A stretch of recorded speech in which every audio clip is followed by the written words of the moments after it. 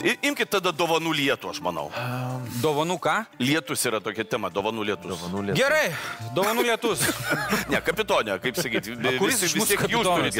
Kapitonas yra kapitonas. Jūs esate svečias. Nuo kėdė nubrūžė. Detektyvai 209 kapitonas aš, tai dėl to normalus klausimas. Suprantu, kad hierarchija, bet nesėdite su savo pavaliniu. Aš kitam serialėgi, tai ne joks, ne ką. Na, dovanų lietus? Dovanų lietus. Plokite, mėly žiūrovai, Krekenavos, kai norisi mėsos produktų linija. Produktai, kuriuose yra išskirtinai daug mėsos. Procentas yra neįtikėtinai didelis. Ir mes norime pranešti į Leo tau didelę ir gerą žinią, galbūt ir Davidui, kad jeigu atsakysite jūs teisingai, šie du krepšiai atsidurs ant jūsų stalo. Jeigu atsakysite, Vytautas žino, neteisingai, dešras valgys anapusę. Kas čia gero, kai aš esu pesketaras? Kai jūs... Nu, vegetaras, bet kuris daržuoju valgo. Tai kas čia gero? Jokauju, aš jau nebe. Nieko tokio. Ir taip, pasiruošę klausimui. Dėmesio.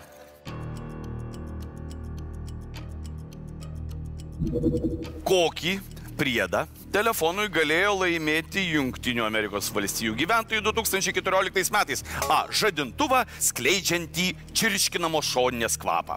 Arba B. Adapterį nustatantį mėsos rūšį ir gyvulio amžių. Arba C. Dėklą pagamintą iš dirbtinės mėsos. Blin.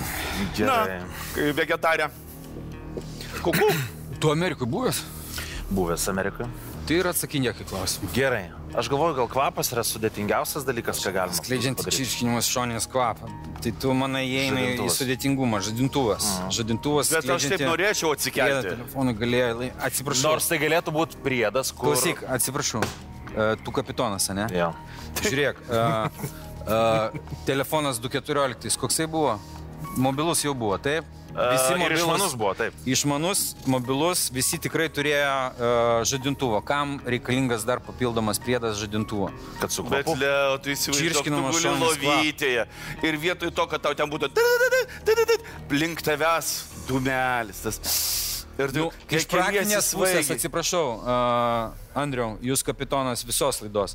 Adapterį nustatant mėsos rūšį ir gyvulio amžių, man atrodo, tai yra žymiai unikalesnis ir praktiškesnis dalykas.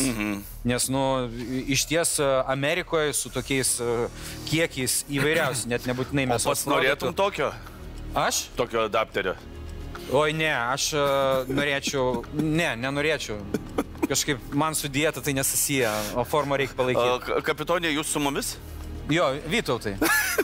Aš... Jisai sakė, žinomus prie teliko jau.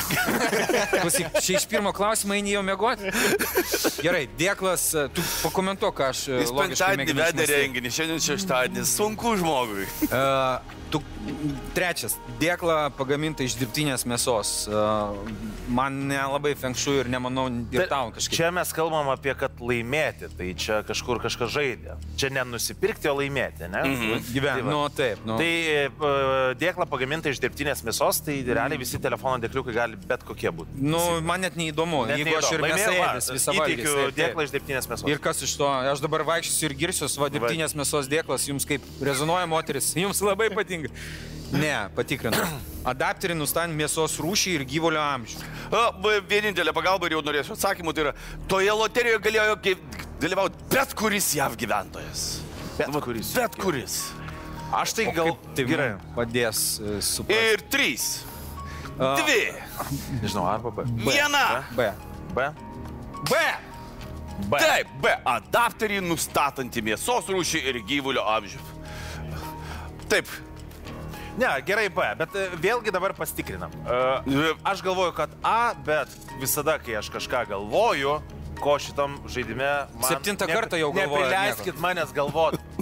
Kapitonė, man reikia kiekvieną klausimą, kas... B, jūs pasakėt. Adapterį nustatinti mėsos.